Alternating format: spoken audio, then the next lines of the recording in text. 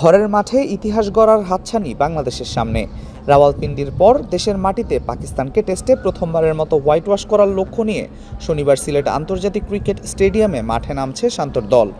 তবে প্রথম ম্যাচের আগে উইকেটের চেয়ে বেশি আলোচনায় এখন সিলেটের বৈরী আবহাওয়া।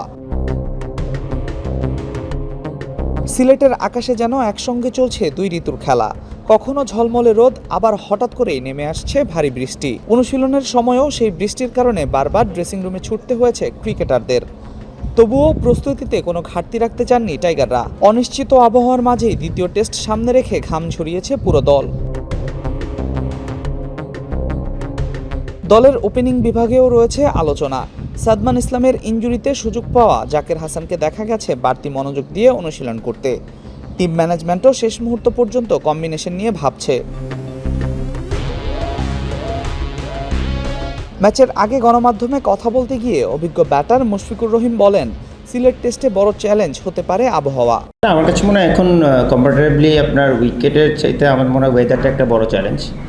আর রিসেন্টলি আমরা এখানেও বিসিএলের একটা ম্যাচ খেলেছি, তো সিলেটের বরাবরই খুব সুন্দর ব্যাটিং উইকেট হয়ে থাকে।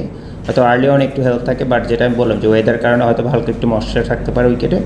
But all in all it's always great two be back in Sylhet. তো আলহামদুলিল্লাহ সিলেটে এসে সবসময় ভালো লাগে এবং এটার এখন এবারও সেটার কোনো ব্যতিক্রম হয়নি সোফার, apart from the weather, but that's not in our hand. তবে বোলিং ইউনিটের পারফরম্যান্সে সন্তুষ্ট এই টাইগার ব্যাটার।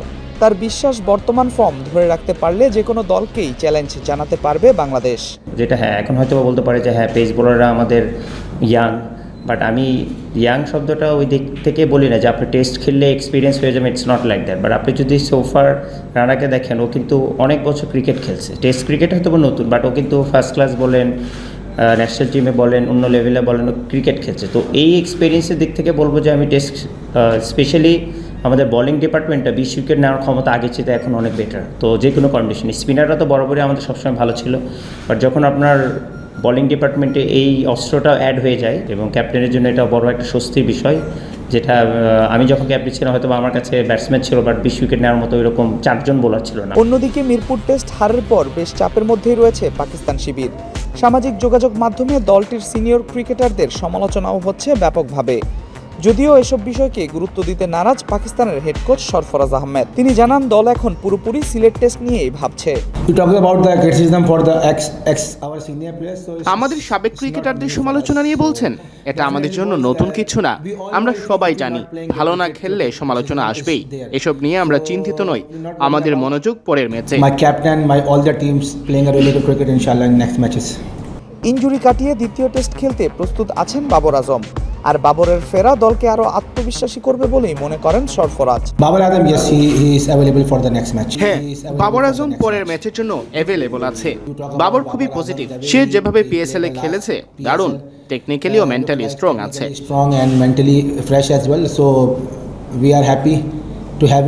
বৃষ্টি স্নাত দিনে বাংলাদেশ দল অনুশীলন করার সুযোগ পেলেও বৃষ্টির কারণে ম্যাচের আগের দিন ইনডোরে অনুশীলন করেছে পাকিস্তান দল। শনিবার সকাল 10টায় সিলেট আন্তর্জাতিক ক্রিকেট স্টেডিয়ামে শুরু হবে বাংলাদেশ পাকিস্তান দ্বিতীয় test. Al Mahmud Fahim, BD ক্রিক time.